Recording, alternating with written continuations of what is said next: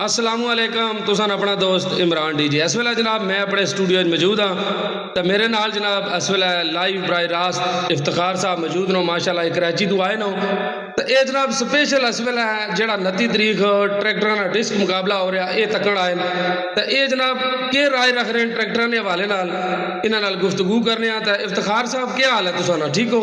वालेकुम अस्सलाम जी इमरान डीजे साहब ठीक ठाक अल्लाह का शुक्र है भाई। इफ्तिखार भाई तुसी पता भाई केड़े केड़े ट्रैक्टर इंटर हो रहे ना जेड़ा बड़गवा 29 तरीक प्रोग्राम हो रहा ट्रैक्टर बड़गवा वाले जनाब बहुत अच्छा काम कर रहे हैं। शुगर मेला लाके जड़ा होना चाहिए ना इस टाइम जनाब 109 ट्रैक्टर जड़ा ना एंट्री हो चुके हैं 480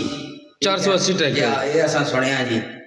तो ये तुसी पता बड़े मशहूर नामी ग्रामी ट्रैक्टर आ रहे हैं या तो बाकी जिस बंदे ने भी एंट्री करानी हो है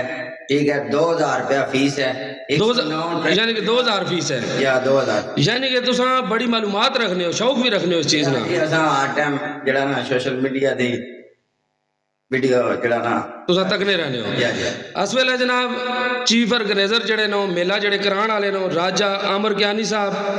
राजा आबद कियानी साहब राजा आदल कियानी साहब ये माशाल्लाह असन इलाके में बड़ा शुगल करा रहे हैं तो मेरे ख्याल इफ्तिखार भाई ये पहली बार हो रहा शुगल असन इलाके डुमेली विच क्या ख्याल है तुहाडा? जा पहली दफे पहला जड़ा है मेला शिला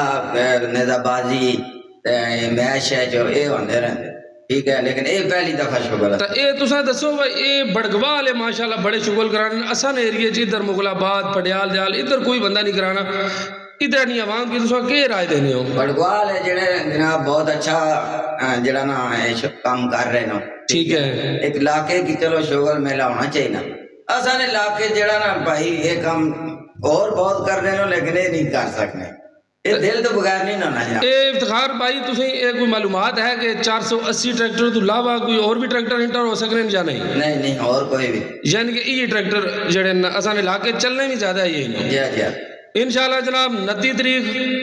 तुसा नाल बड़गवा हाजरी हो सी मेरे नाल इफ्तिखार साहब भी हो सन ड्रोन कैमरे भी हो सन मुकम्मल वीडियो